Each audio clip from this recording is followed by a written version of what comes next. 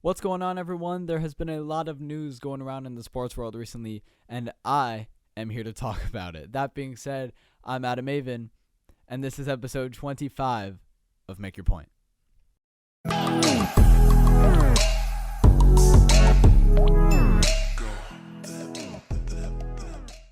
So, welcome back to this amazing new episode of Make Your Point. Today is July 24th. 18 days since I filmed the previous episode of Make Your Point. As you can see, I am still alone. As you can see, my varsity water polo goalie co-host Zachary Roisman is still not here with me, but he did leave a message that says, "Hi everyone, I am currently in a cabin in a forest with no internet. This message was sent via an owl. Adam remains inferior to me despite my solitude. This should remain at the top of everyone's minds as they view the following video." Well, Zach, thank you for that letter. You are missed, and we hope you're here back with me very, very soon. But for the time being, there's still got a lot of stuff I got to talk about. Still a lot of things happening in the sports world. Last time I filmed Make Your Point, which, like I said, 18 days ago, it was right before the NBA Finals happened. So obviously that's between the Milwaukee Bucks and the Phoenix Suns. On that episode, I made my prediction, and I explained why. I said at the time there was still a little bit of uncertainty about whether Giannis would be playing or not. He was injured, obviously, at the beginning of the series, at the end of the Nets series. So I was like, okay, if Giannis doesn't play, I think the Suns win in 5. Easy. Then Giannis, and I said if Giannis does play, then it's going to be Suns in 6. I said no matter what, the Suns were going to win. I wanted them to win. I wanted Chris Paul to get his first NBA Finals. I really felt like he deserved it, and he should have that championship to fulfill his legacy of being one of the all-time greatest point guards to ever play the game of basketball. Obviously, Devin Booker's there, DeAndre Ayton, Jay Crowder, and they just have such a good squad down there in Phoenix. I really wanted them to win. But Giannis had his own plans. Giannis ended up playing.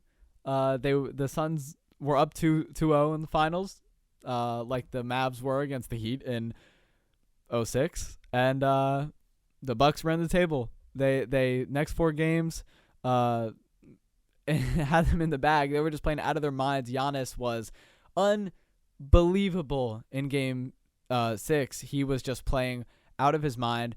50 points. He went to Chick-fil-A after the 50-piece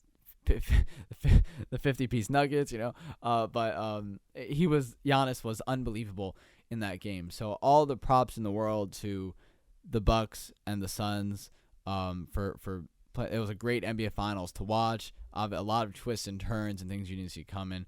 Shout out to Chris Middleton, who played amazing as well. Mike Budenholzer, whose job has been in the hot seat for a while, who got that championship that they've just been thriving for. And for Monty Williams going into their locker room afterwards and telling them congrats. And Giannis actually said afterwards that he thinks that both teams could be back next year. And so he was very grateful that Monty Williams did that. And I agree. So like gentlemanly and great sportsmanship, especially after losing such a big game like that. So, but still, amazing finals, amazing NBA Finals. Giannis played out of his mind in the past couple of games, just completely wiping the floor with the Suns. It's like they stood no chance. They didn't have the height to match up with him. They would have DeAndre Ayton on the floor, who's 7 feet tall, with all guys under 6'7". Like Jay Crowder sometimes was playing center on the floor against Brook Lopez. It wasn't working what Monty Williams had going on. And to be fair, it's not his fault. You're trying to put the best talent out on the floor. It's just a matter of they can match up height-wise, talent-wise with those of the Bucks. And talent, I believe they do, but there's no stopping Giannis when he's posting up or when he's driving in the paint. Jay Crowder obviously is a great defender. He did it against Miami with Miami last year against Giannis and played a major role in slowing Giannis down and building that kind of wall defense. But this summer, Giannis just completely destroyed any chance that the Suns tried to stop them or any team really throughout the playoffs. So major props to him. He deserves everything in the world. But that's really been the biggest thing. So last episode was before the finals. This episode is recapping the finals. But there's still been a couple of things that are going on right now, which I do think take precedent over the NBA Finals. The NBA Finals passed. It's old news now. Giannis is amazing. Chris Middleton played good. Chris Paul, we still want him to get that championship. We all know this. Oh, by the way, didn't even mention, Chris Middleton, Drew Holiday, and Devin Booker are on a plane right now to fly to Tokyo to play in the Olympics. And they just played each other in the finals. Like that, the courage Devin Booker must have right now. Unbelievable to just do that. But anyways, good luck, Team USA, in the Olympics. But there are a couple other things that I think are a little bit more important right now or more relevant in the news. Number one, still being Aaron Rodgers. What is going on, man? Like, Aaron Rodgers, one of the most talented quarterbacks of my lifetime, of all of football history, turned down another contract extension from the Packers, proving that this just isn't about the money, proving that this isn't just about being the highest paid quarterback in the league. This is about loyalty, and it's about being treated right. And it's about and Tom Brady kind of had the same thing. After 20 years giving your all to an organization and winning 6 championships and just showing you're the greatest of all time, number one, not getting paid right away and saying, sure, you helped us win all these championships. We're giving you all this money. You're our guy. We're keeping you.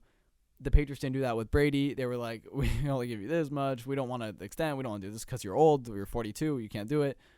Proved again last year. 43 goes out, wins another Super Bowl at number 7. By the way, he got his ring, which is just sick.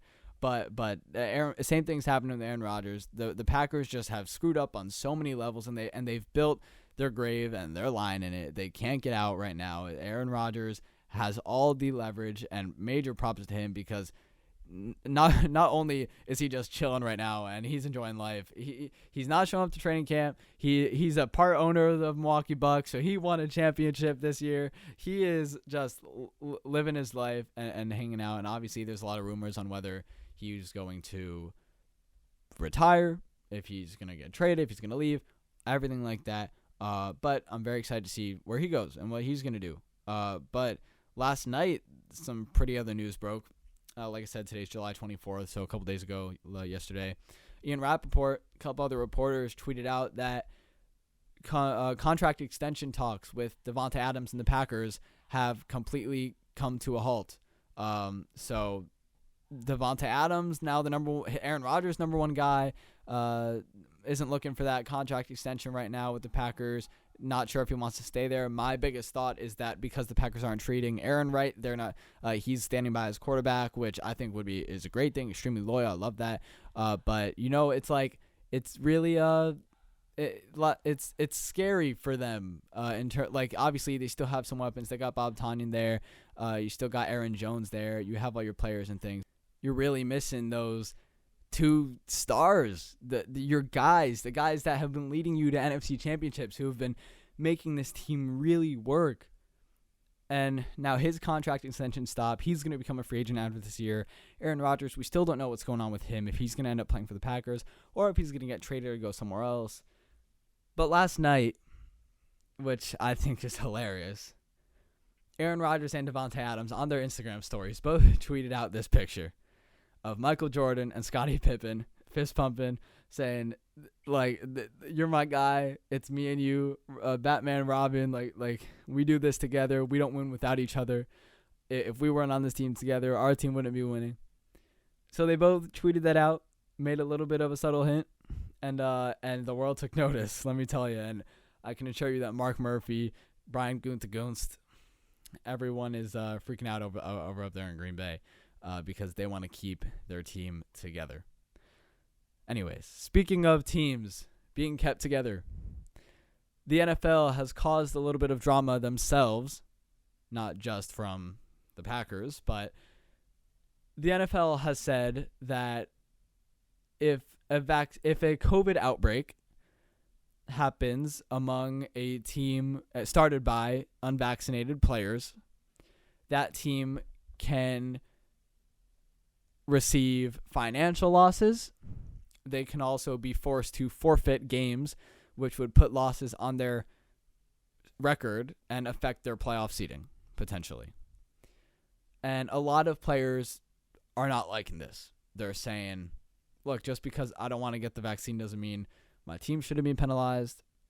Not Devontae Adams, DeAndre Hopkins took notice, and he, I don't have the tweet in front of me, but he basically said it's really making me question my future in the NFL. I think it's really unfair, and you know what,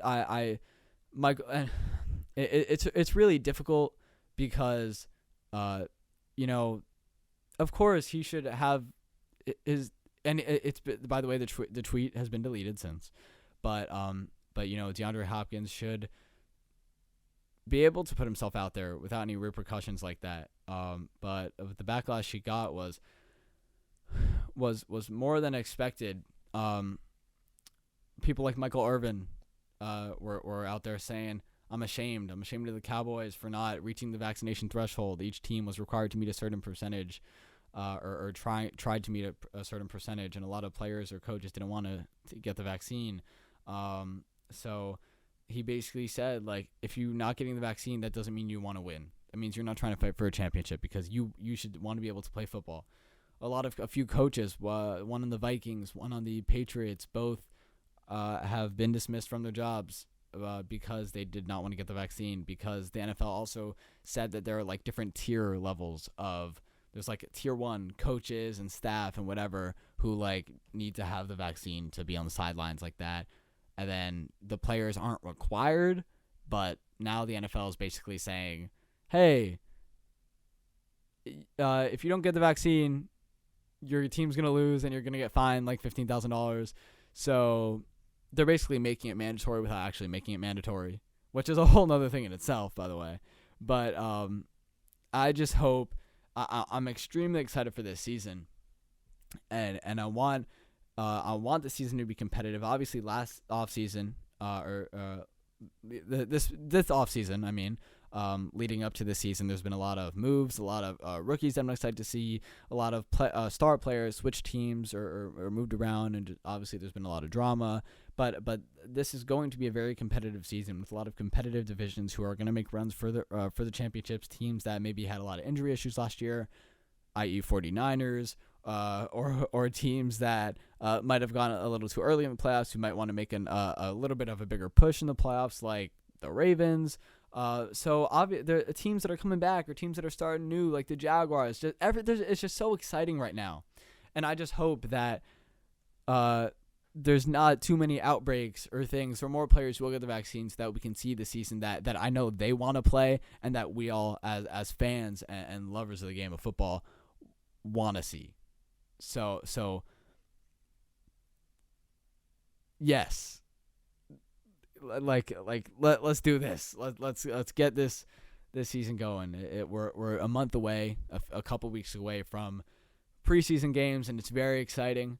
So hopefully more players will get the vaccine, and we can have the season that we all want. And that's all I'm going to say on that. Obviously, you can see I'm a little at a loss for words on it, because I know it can be a pretty controversial topic. But at the end of the day, they're still trying to produce a season, and still try to put on an NFL season, which, unlike last season, hopefully won't have as many COVID cases or schedule switches or stoppages to the season. Last year was just a mess, not on purpose, but it just was. So hopefully this season will be better, But yeah, okay. That being said, I think we're good here. And last time filmed an episode, I introduced a brand new segment called Adam's Answers. Obviously, you love that segment, got a lot of feedback on it. You see all the tweets and comments right here in the comment section. Oh my God, Adam, I love your segment. It's great. I love how you answer those questions. You're so intelligent, so smart. And Zach wrote me a note saying that you did a great job on that episode, and I'm very proud of you. And you are the real face of Make Your Point. And I was like, damn, Zach, that really means a lot to me, man. But I'm bringing that segment back today. Adam's Answers is back again, but with a little bit of a different twist. Obviously, like I said, we're a couple weeks away from the football season. And what is the biggest thing that happens during football season. Fantasy football, rankings, drafts, money, competitions. I don't know. Fantasy football is so much fun. Just being able to do that with your friends and draft teams and compete every year. I do it with my friends. I'm in leagues and we always have a great time. So I reached out to some of my friends and posted on my stories and said, hey guys, I'm going to be answering your questions again. Offer some fantasy football related questions to me, and I'm going to lay them out and answer them on this new episode of Make Your Point. So here we go. Adam's answers.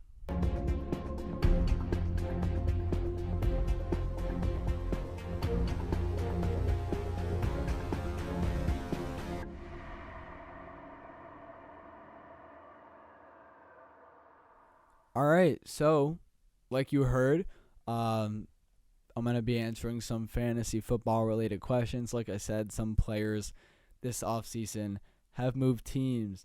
There are some rookies in the mix, some players who might be having somewhat of a better season or breakout season or returning from injury. So fantasy football this year, and again, kind of going back to the COVID thing a little bit, just hopefully last year fantasy was difficult because a lot of players were going on IR or COVID reserve and out for a couple weeks. So then people would have to pick up in like your reserve spot and things. So last year was definitely difficult in terms of fantasy football wise, and drafting the right team, and it was very difficult, especially if you had a lot of players on bye weeks and some people on your team with COVID players who might not even have COVID but just came in close contact and were forced to sit out a week. So last year was difficult, and hopefully this year is going to be a lot smoother. But I'm very excited to answer these questions, so let's see what we got, because I'm so excited for fantasy football this year, and hopefully you guys are too. But here's the first one. Very simple. A.J. Brown or Julio Jones? This is definitely a tricky question for me, but I'm going to go, and I know this might be a shock, and I probably just gave my answer away, but I'm going to say A.J. Brown. A.J. Brown in the past few years has turned into one of the premier wide receivers in the league. Obviously, Ryan Tannehill has been throwing the ball to him great. They have Derrick Henry there, and they had Jonnu Smith, who is no longer with them. But A.J. Brown was just a tremendous receiver for them. Obviously, their number one guy. I remember his breakout year a few years ago, or only a couple years ago, probably. I drafted him. I didn't draft him. I picked him up off waivers, and when I picked him up, he had 2 weeks in a row with like 50 points and like 45 points. He played it completely out of his mind. Had like 200 yards and a few touchdowns. Played amazing. And so I'll always remember that. He played great for me. So I'm gonna go with A.J. Brown, but not specifically for that reason. When Julio Jones was on the Falcons with Matt Ryan, a guy who has a very big arm, maybe not the most accurate person, but can throw the ball very well. He also had Calvin Ridley on the other side of the field from him. Julio, everyone knows, every safety, every nickel guard that has to guard a talented wide receiver like that knows the beast that Julio Jones is and the effort that you're going to have to play to cover him. They always bring an extra safety up to double team Julio Jones to stop him from going deep and mossing you. It's very easy for Julio to do that. He's a different specimen on the football field, and he's one of the greatest wide receivers to ever play the game. And so they just know that he's a different beast. So that leaves a lot of room for Calvin Ridley to just run straight down the middle of the field and create some open space for him. And Calvin Ridley, that's why he is also broken into that role of being a number one receiver. It wasn't Julio the 1 and Calvin the 2 on the Falcons these past couple of years. They were very equal. Calvin would get a lot more of touchdowns with the same amount of yards that Julio would be getting, and Julio would be getting in nearly as many touchdowns. So Calvin was a better receiver, fantasy receiver for if you were going to draft out of the two of them. Let's be completely honest. Although you can never go wrong with Julio Jones because he's amazing. That being said, A.J. Brown was kind of the same thing. He had Corey Davis on his team, and obviously Corey Davis isn't there anymore now, and he was replaced by Julio Jones, but Corey Davis isn't as good as Julio Jones. He will never be as good as Julio Jones, but it was kind of the same thing. Corey Davis is a little bit of a bigger receiver. He's not going deep every time, but he's kind of coming up for those shorter routes, so a safety might come up and try to make sure that no move can get made, and that leaves a lot of room for A.J. Brown to kind of go down the middle of the field. And leave some room open for him. And I guarantee it's going to be double as good for him this season with Julio Jones on the other side of the field. So that's why I'm going to go with A.J. Brown if you had to pick between the two of them. That being said, I don't know where Julio goes in the draft now. He's 30-something years old. He's still playing amazing, top-notch football. That being said, he's not A.J. Brown fantasy level right now.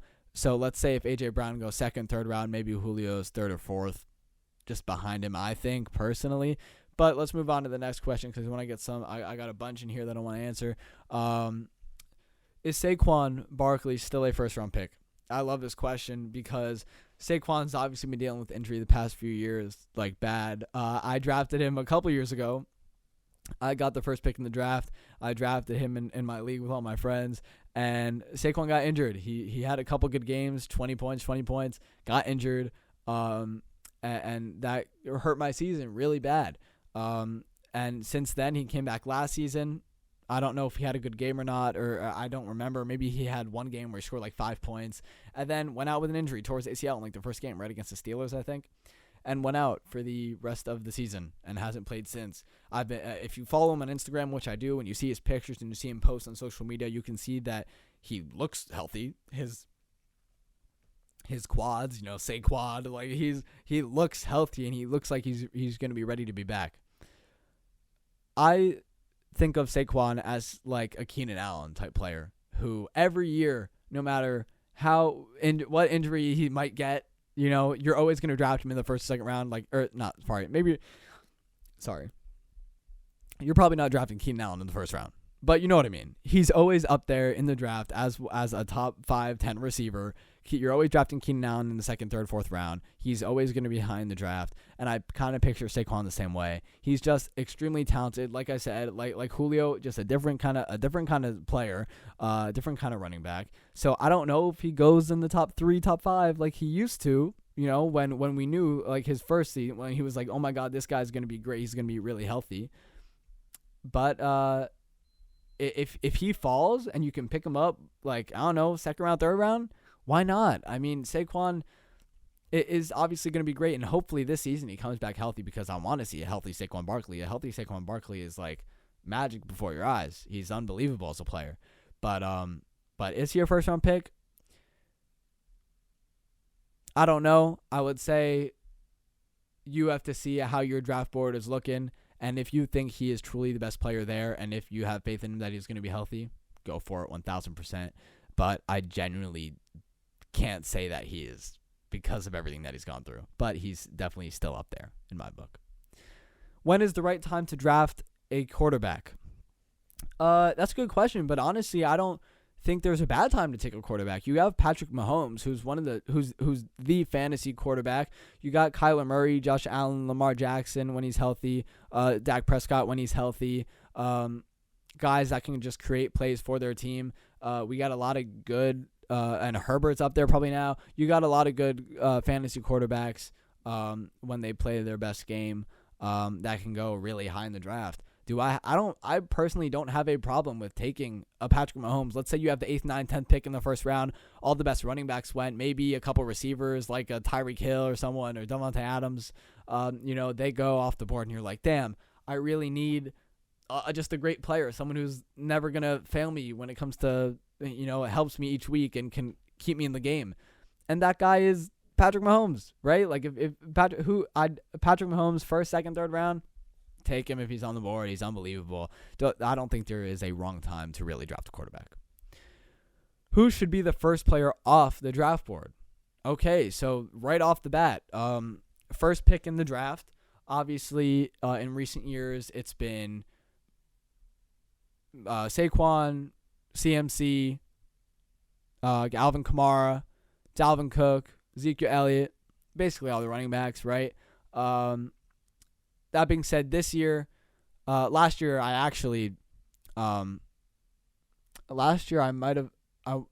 got the first pick too in my fantasy. And I drafted McCaffrey. McCaffrey had 3 games where he played unbelievable, got injured, and was out the whole year basically. I've had bad luck when I get the first pick, unfortunately. But McCaffrey's still an unbelievable player. He's going to be back this season. He's going to play great. I already know it. Knock on wood. But he's still definitely up there for the first pick. The second guy that I would probably say would be the best option if you have the first pick in the draft would be Alvin Kamara. The only issue that with Alvin Kamara right now is that Michael Thomas was just announced that he's going to be out probably until November or December due to a ankle surgery that he had back in June last month. So Alvin Kamara is really the only guy there. They lost Jared Cook. They lost Michael Thomas. They don't have Drew Brees. So they have Jameis and they have Taysom. I don't know how that offense is going to look. This season is going to be a real testament to how Sean Payton can coach that team. If he can coach it good, and they can really have a good run this season, and Kamara is still playing at a high level, then that's amazing. But I just know that Alvin Kamara is going to be taking a lot, trying to carry a lot on his back, a lot of weight on his shoulders, and I don't know if he's going to be able to handle it all. Because one player can only do so much. Even McCaffrey, when he got injured, and he was doing a lot, scoring 25, 30 points a game for fantasy, he still had Robbie Anderson, DJ Moore. He still had a lot of talent around him. So it wasn't difficult. But with Traquan Smith as your number one receiver right now in New Orleans, it's going to be hard for Alvin Kamara to do everything. So if he can, props to him, and I hope he can, but I don't know if he will. But let's see what happens. I genuinely don't know. But I would say it's between Alvin Kamara and Christian McCaffrey. Hopefully both players are healthy and both players are tremendous this season. I expect them to be nothing less. Which rookies have the highest draft value? So obviously there are some rookies who you saw during the draft or who you saw in college and you're like, okay, these guys are going to be great in the NFL. There were also some other guys where you're like, I don't know how they're going to how their skills are going to transfer over. Obviously, there's guys like that every year that we saw. They said it about Lamar. They said it about Deshaun. But there's a few guys that just really stand out to me. Might sound a little biased at first, but trust me, I'm not. It's just true. So which rookies have the highest draft value? Number one is Kyle Pitts. He's in Atlanta. Julio Jones isn't there anymore. You still have Matt Ryan throwing you the football, who loves to throw it in the middle of the field and throw it deep. You still got Calvin Ridley on one end and Hayden Hurst with you. You got Mike Davis, a big power back in the backfield, who's good for blocking as well. So Kyle Pitts is going to definitely make some noise this season. Definitely keep an eye out for him in your draft. I think he for at least for me, the way I see it, I think Kyle Pitts should be the first rookie you're taking off the board. I think he's going to be great. Second, Najee Harris out of Alabama, drafted by the Pittsburgh Steelers.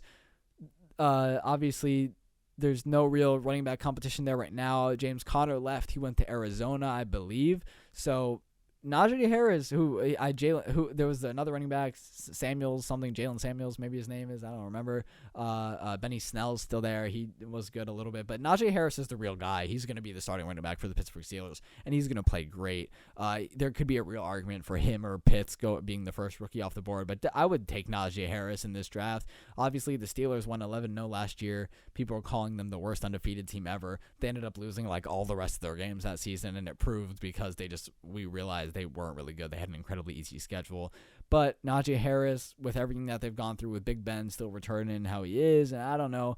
I don't really know the Steelers' future right now, but all I know is they got a very solid running back in Najee Harris. So definitely look out for him in your draft. Him and Kyle Pitts, definitely for sure. The third one, who might be a little bit of a sleeper, who I could see going later in the draft, and again, I'm not biased, is Jalen Waddle. And the reason I say that is because the Dolphins have definitely made some waves this offseason as well. Obviously, we got Tua here. We kept Myles Gaskin in the backfield, who maybe could be a breakout player in itself again this season, but we'll see. We got Will Fuller on one end now. We still have Devontae Parker, and now we bring in Jalen Waddle. Jalen Waddle put him in the slot a little bit. We still got Gesicki. He's going to have a lot of room to show off his skills and run down the field and make some plays for himself. Tua and him obviously have a very special connection, and I think that gives him a little bit of an edge against other rookie wide receivers who you might be taking a look at. So keep an eye out for Jalen Waddle. Pitts, Najee, Waddle. Look out for Pitts, Harris, Waddle, sorry. But I think those are probably the three rookies you want to keep an eye out for. Last question here. To close out Adam's answers, is it worth drafting Aaron Rodgers this season with all the uncertainty surrounding his future? Extremely difficult question for me to answer. I kind of look at this Aaron Rodgers situation as an Antonio Brown situation. Kind of last season, we didn't know if Antonio Brown was going to play football again. He had a stint with the Patriots that for one game. The Raiders obviously didn't work out, but everyone was still like, no, you still got to draft him. You still got to draft Antonio Brown this season, right? He didn't go early, but he was drafted later. And then last season, we didn't know if he was going to sign with the Bucs or not. We didn't know what was going to happen with that. We didn't know what team was going to pull Antonio Brown in.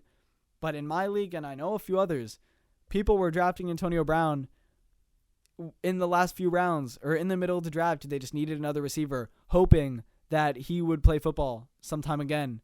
And he did, and he ended up playing football for the greatest quarterback of all time and the Super Bowl champions, and had some good numbers himself. He wasn't like the third receiver on the team. Like, he was still putting up decent fantasy points to be considered a low-end wide receiver too, I would say, or a flex. But he was competing with Mike Evans and Chris Godwin for a little bit as a star wide receiver for that team. So look out for Aaron Rodgers. If you need a quarterback in a later round and we're still unsure about his future in the few weeks when your drafts are probably coming up, keep him in mind. Keep him in the back of your head. Aaron Rodgers is one of the most talented quarterbacks to ever play the game of football, and that's why we look forward to drafting him and having him on our fantasy team rosters every single season. That being said, don't know what's going to happen with Devontae Adams either, but as far as I know right now, keep him in your first-round mock drafts and real drafts. All right, that's it for Adam's Answers. Let's move on. That's it for episode 25 of Make Your Point. It's episode 25. It's a big milestone. I'm sad that Zach couldn't be here with me today. I'm sad that no one else on the Make Your Point crew could be here with me today, but I'm excited that we get to put this episode out and that we still got to talk about a few of the things that are going on out there, no matter how sad or no matter how crazy things might seem right now in the sports world. I mean, we got a lot of stuff going on. The Olympics started today. It's Saturday, July 24th once again. We'll see how every country does and some of the superstars from around the world play this summer. Very excited to see them. And honestly, right now, I'm waiting for football season. That's all I'm waiting for. Very excited. And that's it for me, guys. We'll see you next time.